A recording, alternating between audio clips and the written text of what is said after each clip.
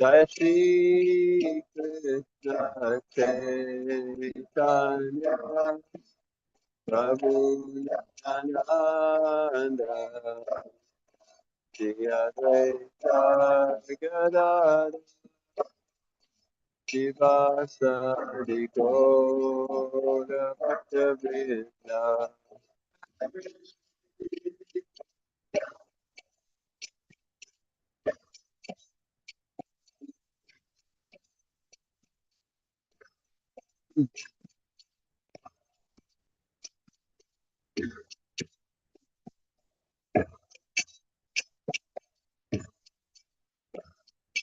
Hare Krishna, Hare Krishna, Krishna Krishna, Hare Hare, Hare Rama, Hare Rama, Rama Rama, Hare Hare.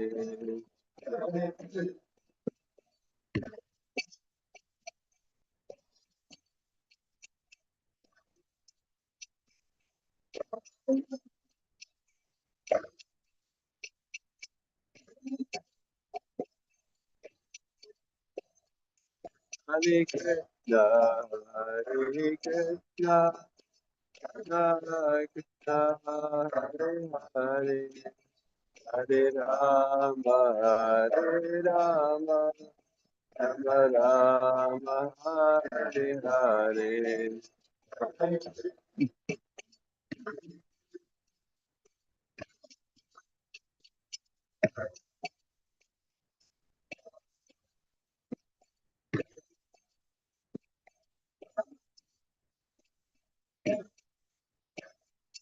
Hare Krishna, Hare Krishna, Hare Krishna, Hare Hare Rama, Hare Rama, Hare Hare.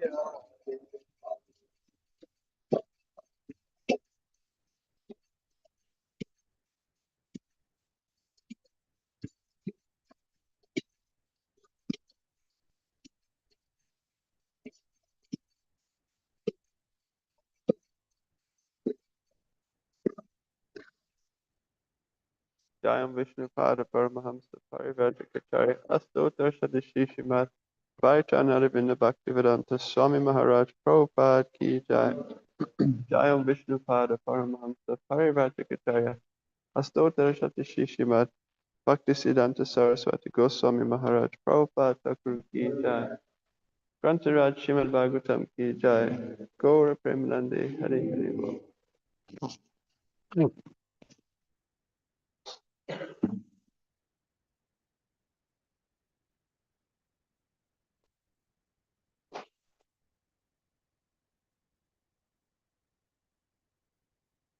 Om Namo Bhagavate Vasudevaya.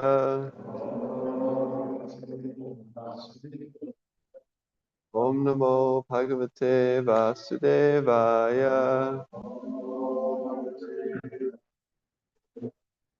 Om Namo Bhagavate Vasudevaya.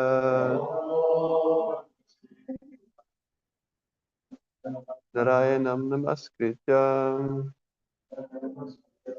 Naram Chaiva Narottamam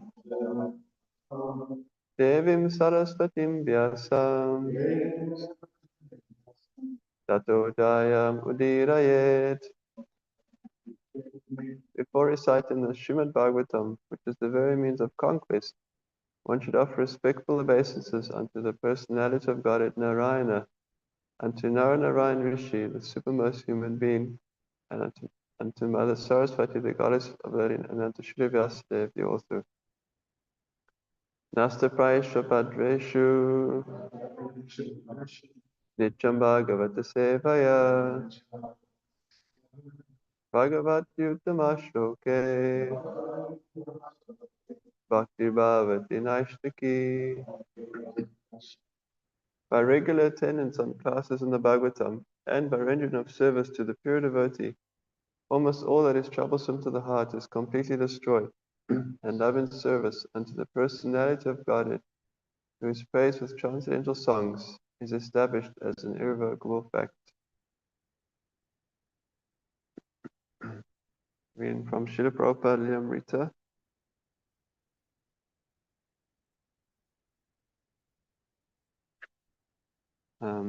The chapter is entitled Jet Age Parivrajacharya.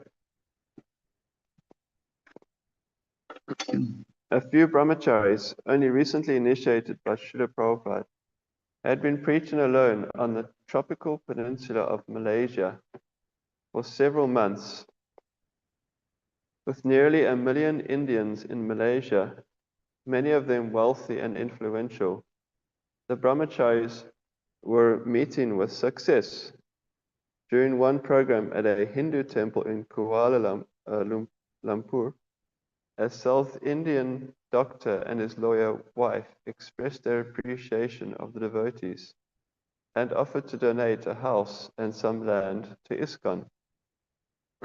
When the devotees visited the property and found that the offer was serious, they informed Prabhupada, who decided to visit.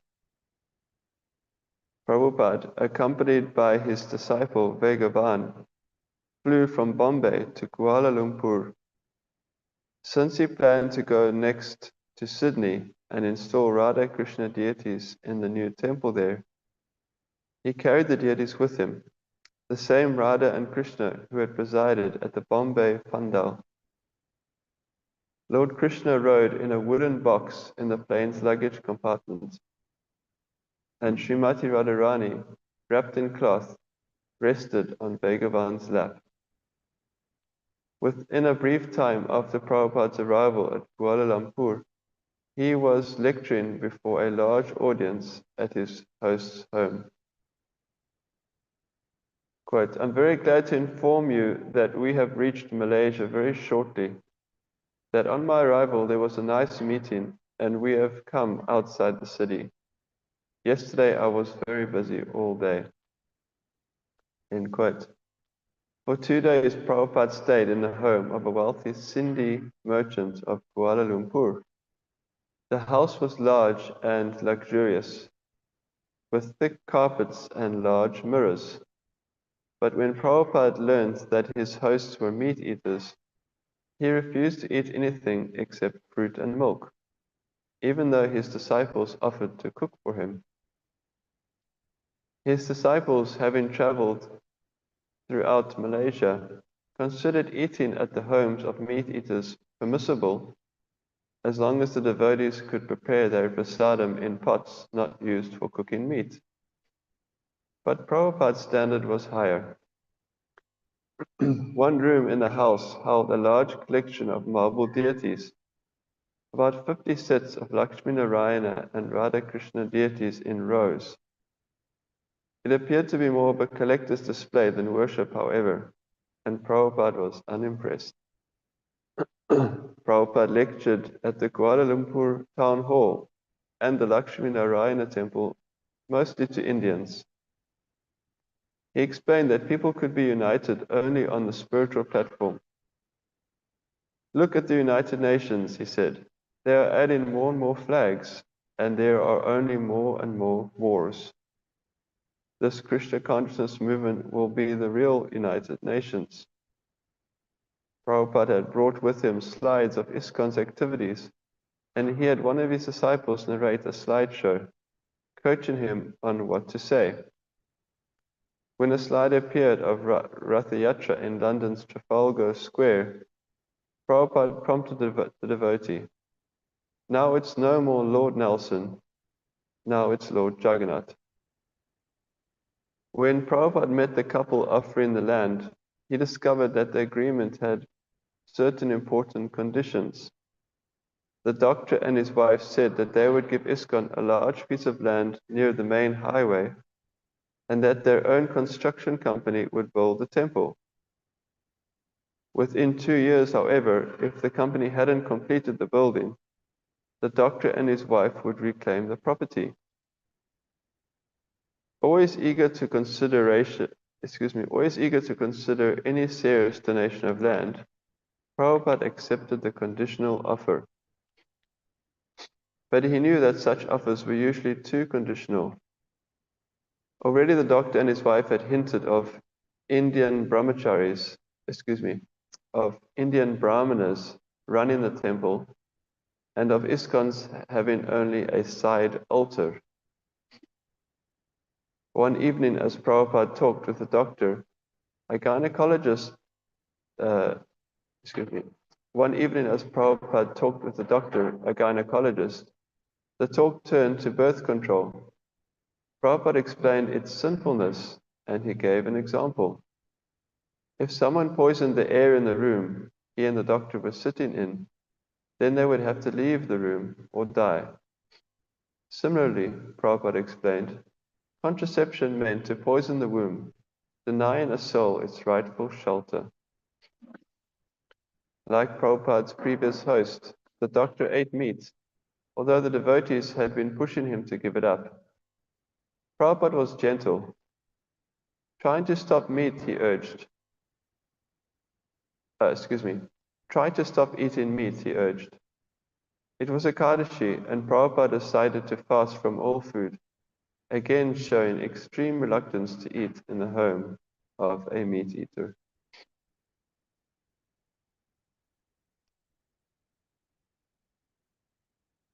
Kantaraj, Srila Prabhupada Lilamrita Ki Jai.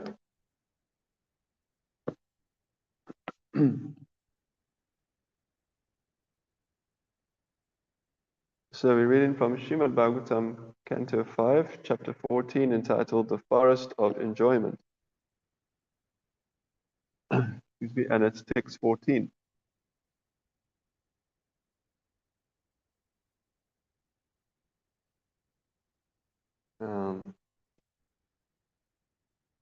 Not sure if that's the right one, actually. I think that's 13.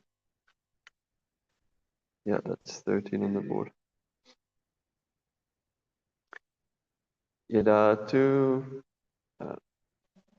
Sorry, just trying to get the meter right.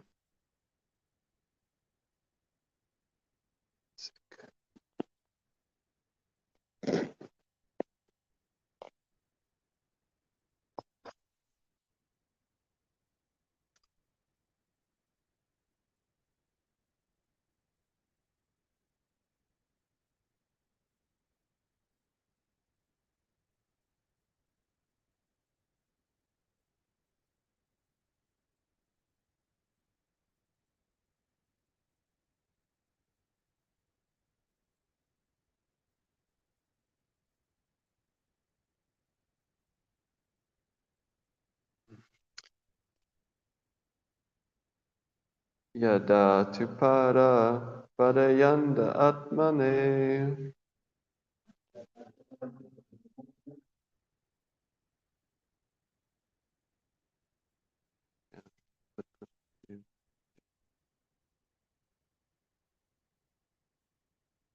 Okay. No panamati tadahi pitra putra bahishmata.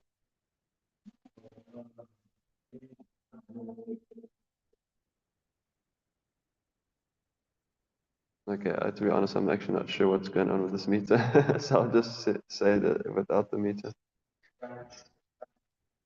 Yeah. Yeah. And it's written differently in the book and on the database. It's kind of, the lines are different. Okay. Let's just do, okay. Pitri putrans vasa kalu bakshayati. Yadatu para parayanda atmane. No panamati tada hipitri putta bahish mataha.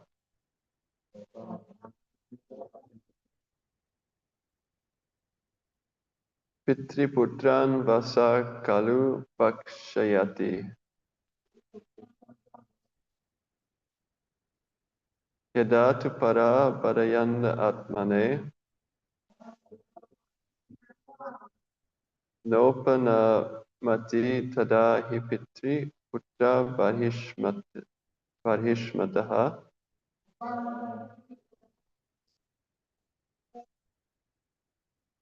pitri putran va sakalu bhakshayati.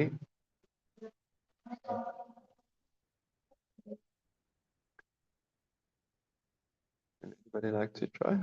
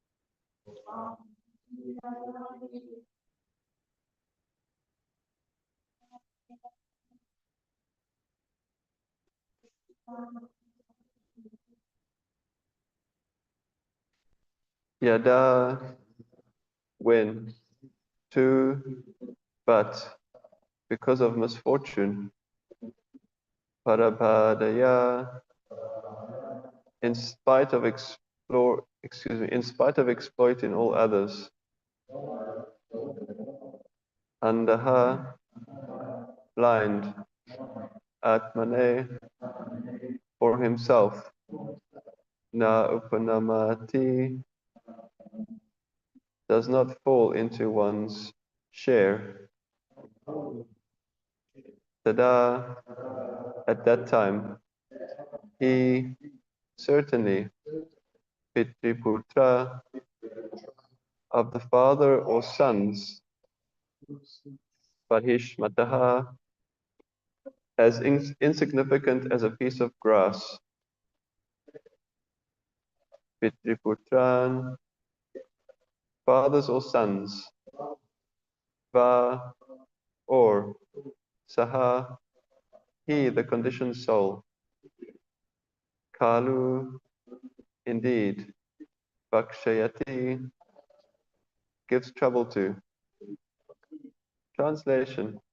In this material world, when the conditioned soul cannot arrange for his own maintenance, despite exploiting others, he tries to exploit his own father or son, taking away that relative's possessions, although they may be very insignificant.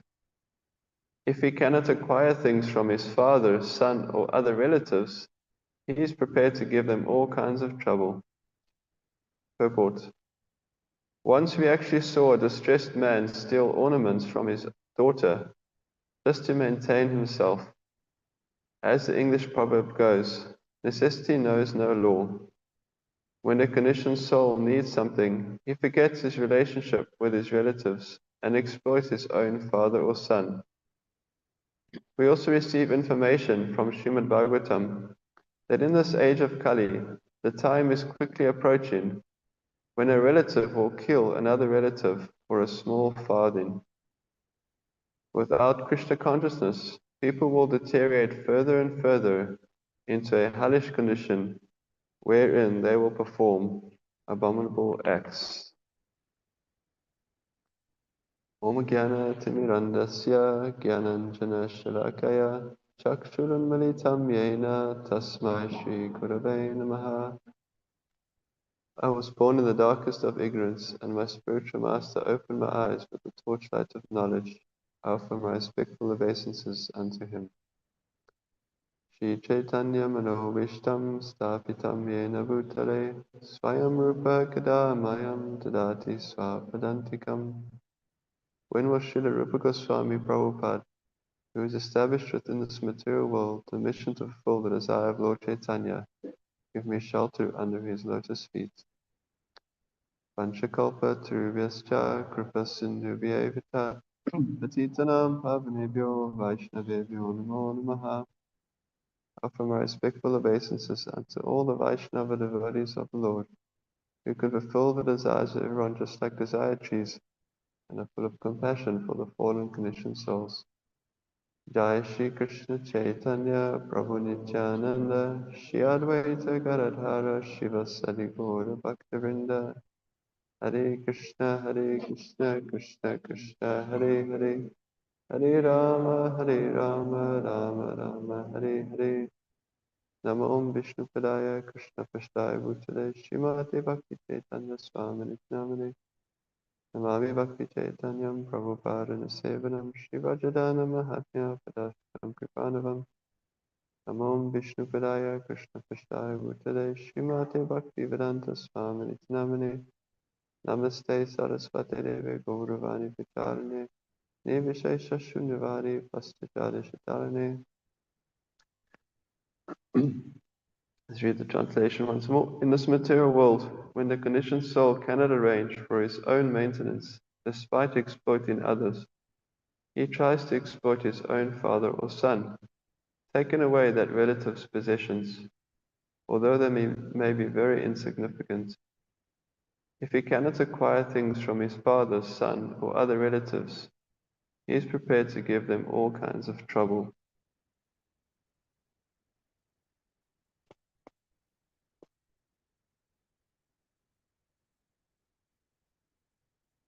So, this chapter in the 5th canto is describing the analogy of the forest of material enjoyment.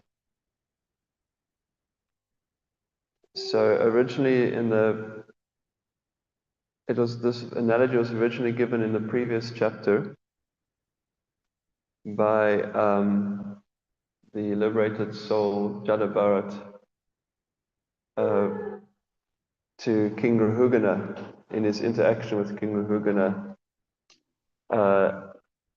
King Rahugana at some point inquired from him about transcendental knowledge and asked him to explain further and so on. And in that exchange, Jadabharat explained this analogy of the forest of enjoyment, which describes the living entity, like our, as conditioned souls, our position in this material world. And now in this chapter, King Parikshit is asking Shukadeva Goswami to explain the meaning of the analogy more clearly. So previously, Shukadeva Goswami was narrating that pastime of Jadabharat and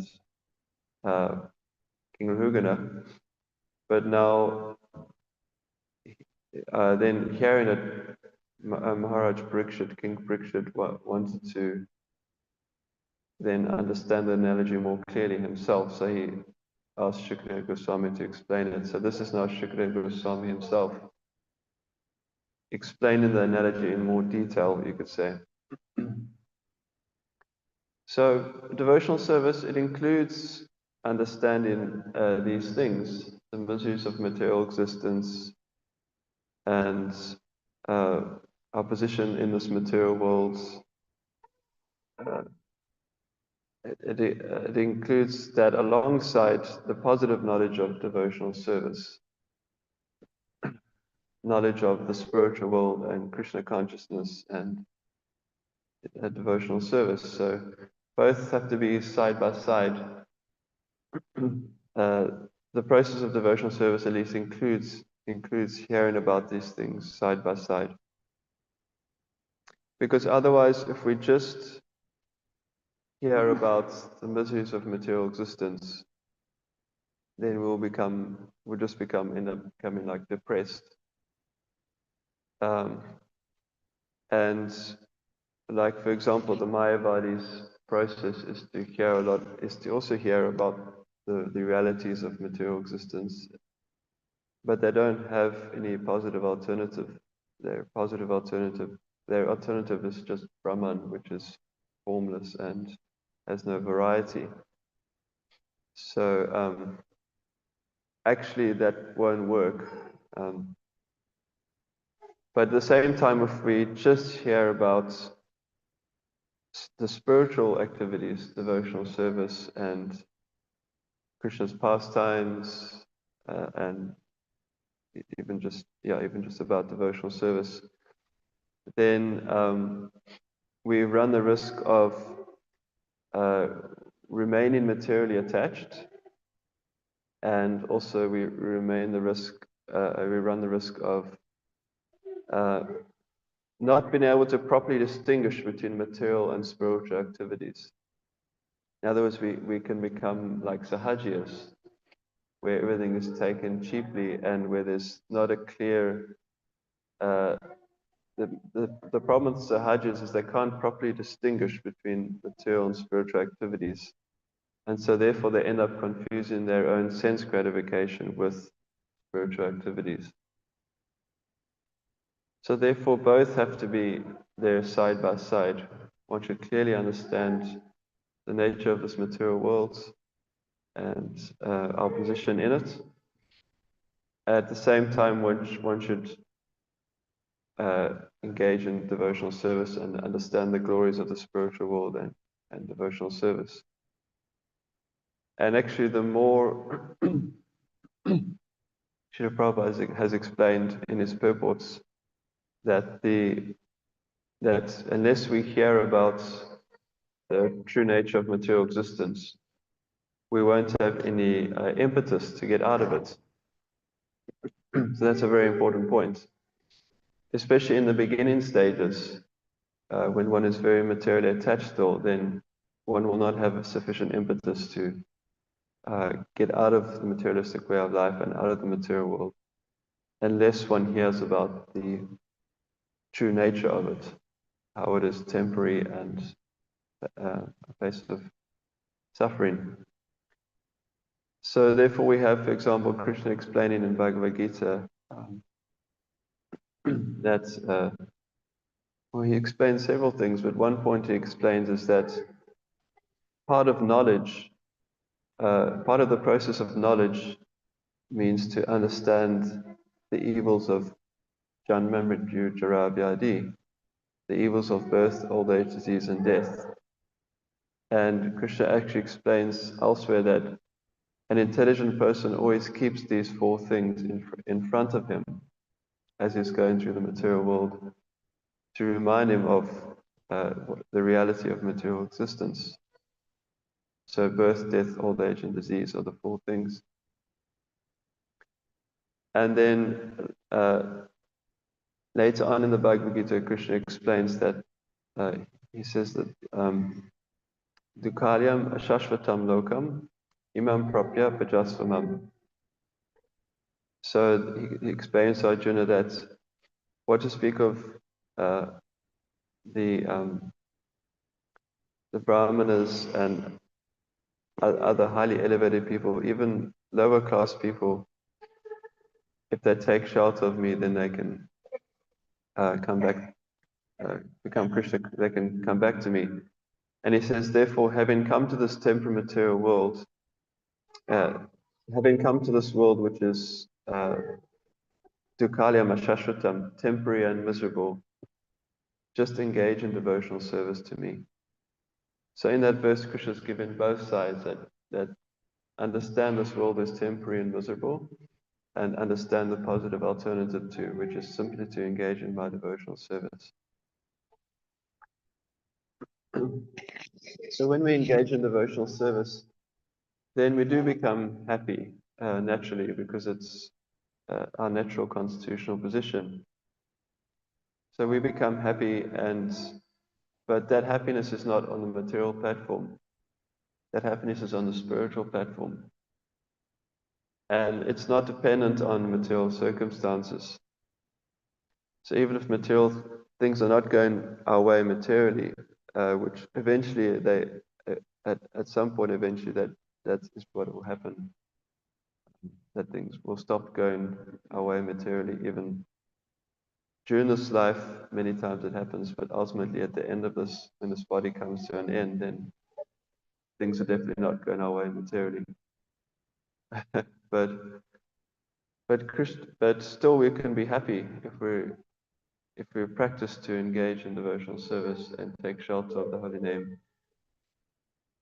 And as one progresses in devotional service, then one gradually begins to realize that as one's Krishna consciousness becomes more and more awakened and one becomes more and more purified, and one gradually begins to realize that one is taken shelter of something which is eternal and which is not dependent on anything materially, and that no matter what's happening, that will always be there. It can always be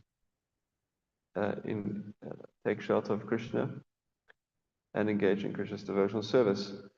And as one progresses even further, then one actually loses interest altogether, even in material things in the first place.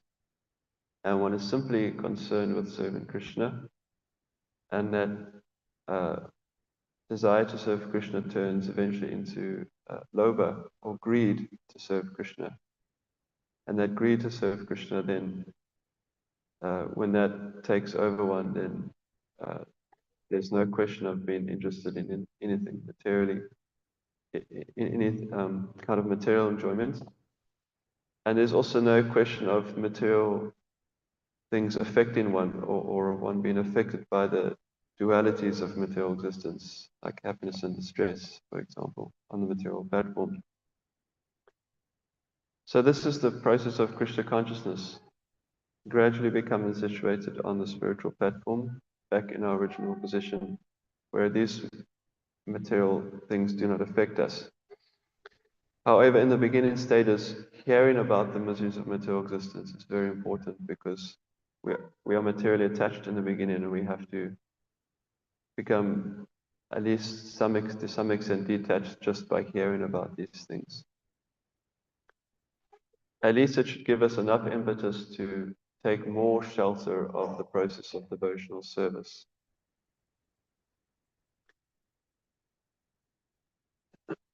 So, in this chapter, it's described that when the living entity leaves Krishna's shelter and enters the material world, being greedy for sense enjoyment, it is compared to this: a merchant who leaves his home and enters the forest, being greedy for what he can get from the forest.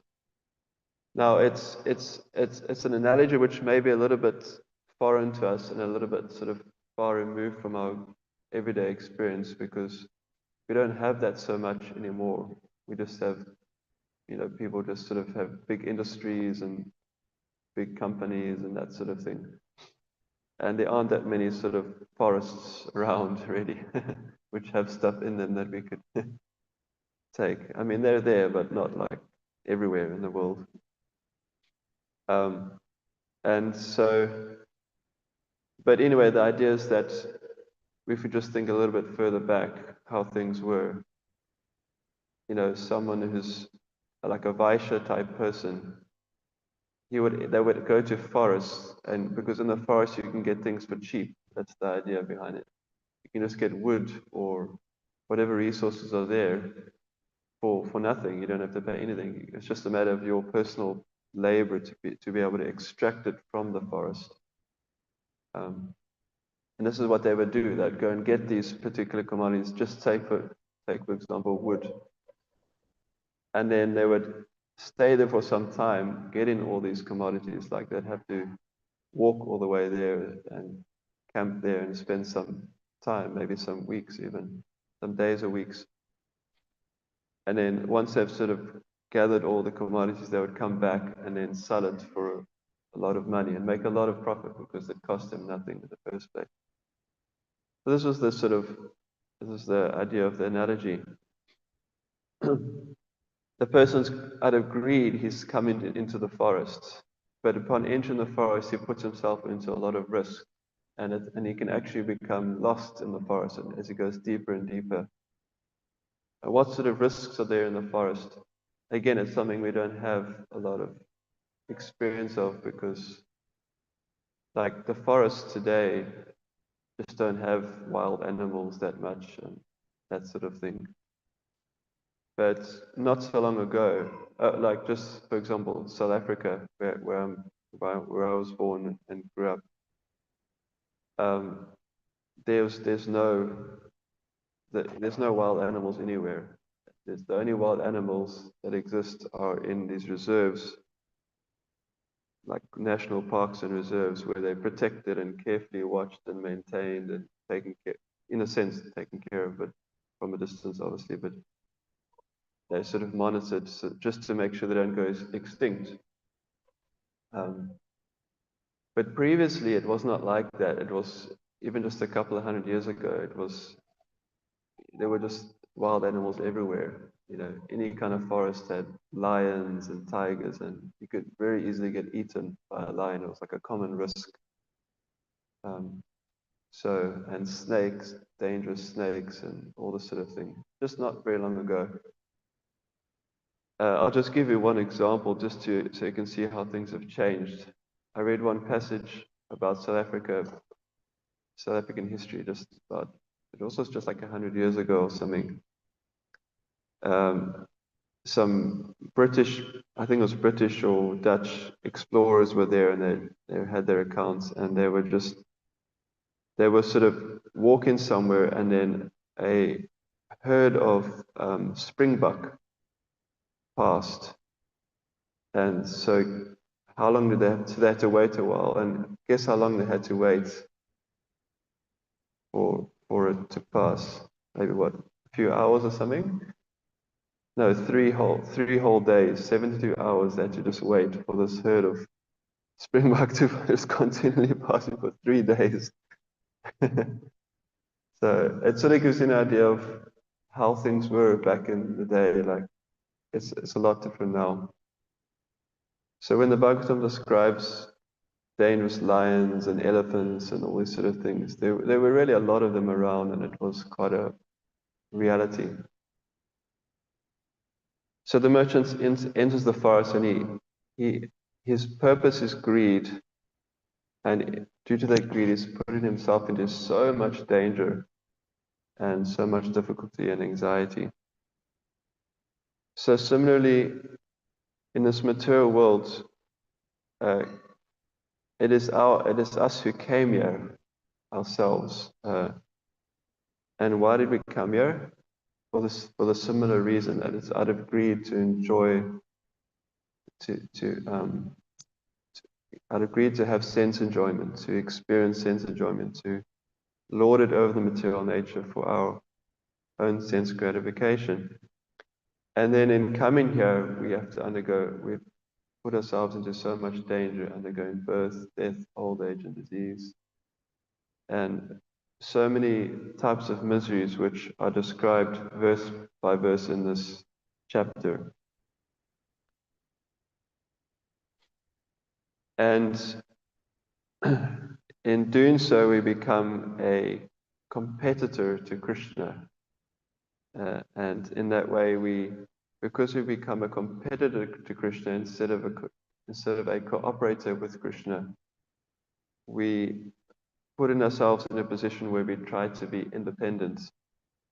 And that attempt to be independent is the root cause of all of our problems. Whereas if we just surrender to Krishna and cooperate with Krishna's plan, then we're free from all problems. As Krishna describes in Bhagavad Gita 1866, I think it is, Sarvadaman parityaja mamekam sharanam raja aham tvam sarva papebhyo mokshayishyami ma sujaha. Abandon all varieties of religion and just surrender unto me. I will deliver you from all sinful reactions. Do not fear. So, although we've come to the material world with this mentality and put ourselves in such a difficult position as a competitor to Krishna, Krishna comes regularly and invites us to come back by by saying this in Bhagavad Gita, just surrender to me, and then everything will again be fine, be okay. So in this particular verse, one of those miseries is described, that the conditioned soul sometimes he cannot arrange for his own maintenance, despite exploiting others, and therefore he tries to exploit his own father or son or some other relatives, and take their possessions away. So again, how does this happen that the conditioned soul sometimes cannot arrange for his own maintenance? This is because he's become independent, or tried to be independent. Of course, in a sense, we're never independent, because this body is provided by Krishna. All the facilities the body has is provided for Krishna. The intelligence to act, everything's provided by Krishna. We're never actually independent, but we have the mentality of independence. And when we have that mentality of independence, of trying to be independent, then what the problem with that is that we become the creators of our own destiny, you could say. In other words, we become subject to the law of karma. So whatever happiness we want to experience on the material platform, we have to ourselves generate that through pious activity. And when we act impiously, then we get sinful reactions. And in this way, the conditioned soul sometimes finds himself in the position described in this verse. That is, due to his previous sinful activities, he's now in a position where he cannot actually maintain himself. And therefore he tries to, in some other way, to, uh, to maintain himself, even if it means exploiting his father, son, or some other relative. Of course, again, this may not be something we have everyday experience of, but if we look at statistics, for example, we'll see it happens a lot. And I even heard His Holiness Devamrita Swami tell one story of a situation in Russia. It was actually a devotee. He's inherited an apartment. Heard that one, eh? Inherited an apartment, and from just, it was inherited somehow, and then but his mother didn't want him to get it. Maybe she was envious of Krishna consciousness or something, but she particularly wanted her daughter to get it. And he generally would have let it go, but because he wanted to use it for a Krishna conscious center in Russia, would have been quite important. Preaching moves, so preaching facilities. So he sort of fought for it, and in the process of, they had to go to court and so on. And at some point in the process, his mother invited him. To make a long story short, she basically poisoned him, her own son, hoping that he would die, and then she could give the apartment to her daughter. But as it were, he didn't die. Somehow they survived the poison, and he ended up getting the apartment, and it was used for Krishna Conscious Center. But these things happen, so they do happen. Yeah, it is a reality. The Bhagavatam is given such a broad picture that sometimes it just refers to things which are like beyond our experience, but it is there. It is happening in different parts of the world. And it happens, it's also a matter of time. It happens over time, these things, at different times. And as Srila Prabhupada is explaining in the purport, it's later on in Kali Yuga, these things will become more prominent. Maybe they're not so prominent now, but later on they'll become more and more prominent, at least according to what the Shastra says. So again, as I was saying, because of this mentality of independence, the living entity sometimes finds himself in this kind of difficulty because he's subject to his karma.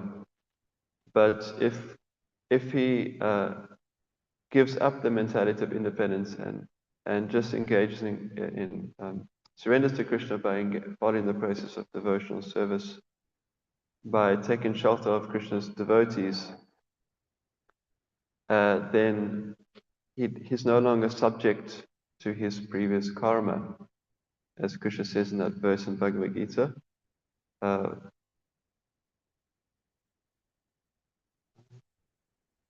tvam sarvapapebhyo. I think that's the line. The line that says that Krishna, he says, I remove all your sinful reactions. So basically, the Lord removes the devotee's previous karma, both the good and the bad, and the Lord then personally takes care of the devotee. So one's under the personal care of the devotee. And whatever the devotee lacks, the Lord provides. That's also described by Krishna in Bhagavad Gita. So whatever he has, the Lord preserves, and whatever he lacks, the Lord provides. So in this way, the devotee is taken care of personally. It's not just his karma that is being dished out to him. The one may ask him why do devotees sometimes suffer? But that is not the same kind of suffering. That is Krishna's personal dose, you could say. So Krishna will give Krishna's personal package. He'll give a little bit of suffering here and there, and sometimes you'll experience material happiness, but it's personalized by Krishna to help the devotee progress in Krishna consciousness. It's just to give him a position where he can progress further in devotional service. And sometimes that means giving him more of the bitter medicine and sometimes more of the sweet medicine, according to what the devotee needs. But it's personalized. So then what is the mentality that as a practicing devotee that we should have in seeing the happiness and distress that comes to us? That is described by Prabhupada in his purports in, I think, the second or third chapter of Bhagavad Gita.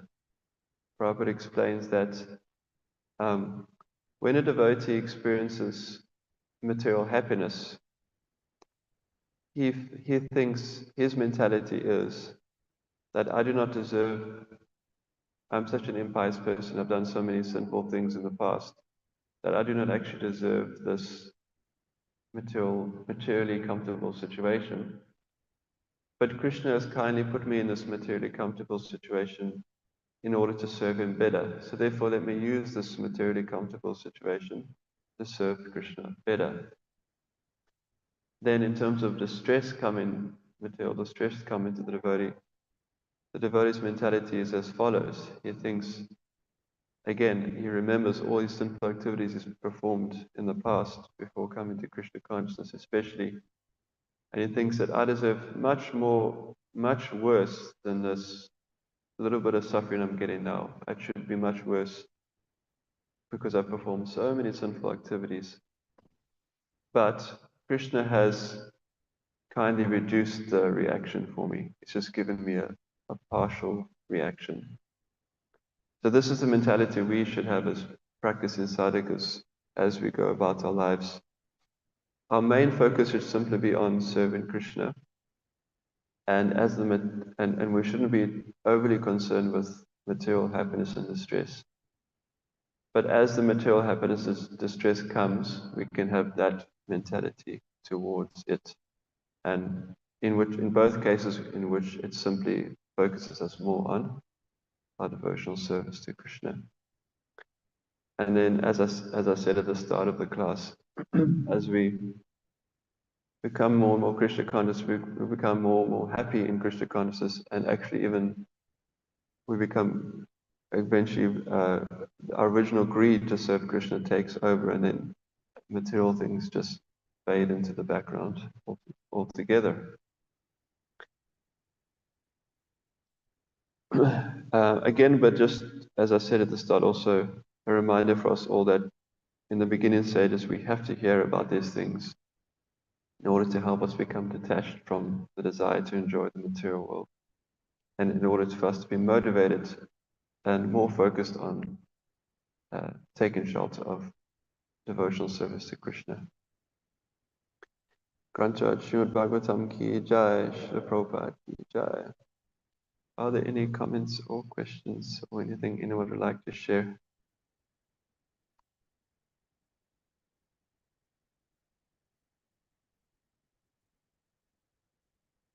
Yes, Prabhu.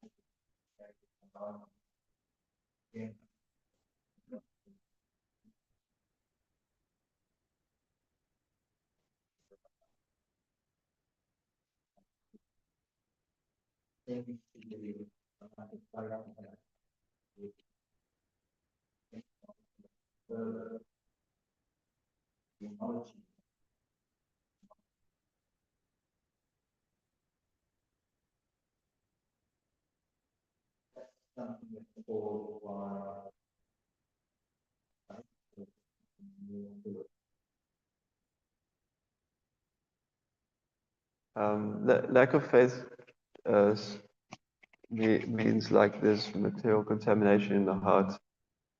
And the more we become purified from material contamination, our faith naturally increases, and also just by experience, we experience advancement in Krishna consciousness more and more.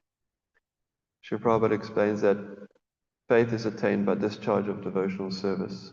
He explains in his Bhagavad Gita. So, because it purifies the heart and it connects us to Krishna, so naturally our faith increases. But in terms of, aside from that, hearing, I would say, is a good way to counteract that tendency to think that we have to make adjustments ourselves. And simply, the more we hear, the more intelligence will become strengthened by transcendental knowledge. Reading, in other words, reading Srila Prabhupada's books as much as possible. I've personally found over the last year, maybe 2 years, yeah, maybe year and a half, I'd say, that I sort of made a change in my reading, that I realized I wasn't reading Bhagavad Gita enough. Yeah, I was reading Srimad Bhagavatam and so on, but it would take a while before the Gita would come, and because you got to get through the Bhagavatam, and then that's how I was doing it. So then I decided to make a change. So I decided to read Bhagavad Gita Monday to Friday when I'm at work, and then Bhagavatam and CC and that on the weekends. So yeah, so Bhagavad Gita and Nectar Devotion, I read those two every day now for the last year and a half, and it's made such a huge difference in my Krishna consciousness, because Bhagavad Gita has the fundamentals that really clears things properly in your mind, and just really helps you understand so clearly what is what. Yeah, that's just a little something I wanted to share. I find help me. Those two, particularly Nectar Devotion and Bhagavad Gita. Yeah. Yes, Prabhu. Thanks, Prabhu. It's like two things going on. The external trouble.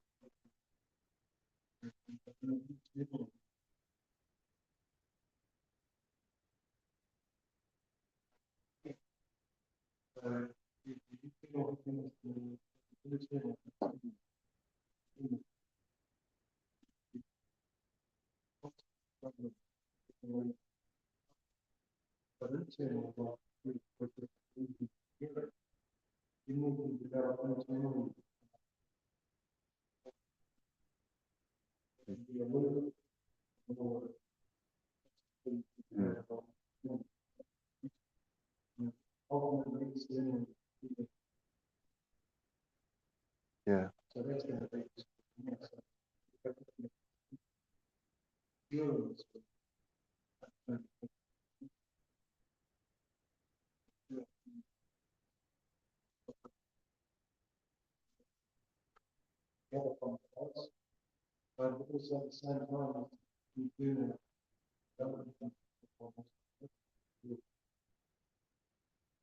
Yeah.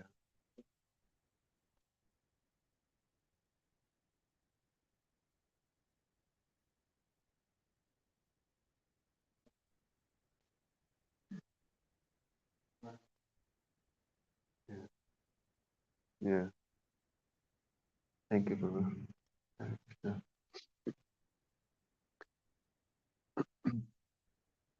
Any other comments or questions?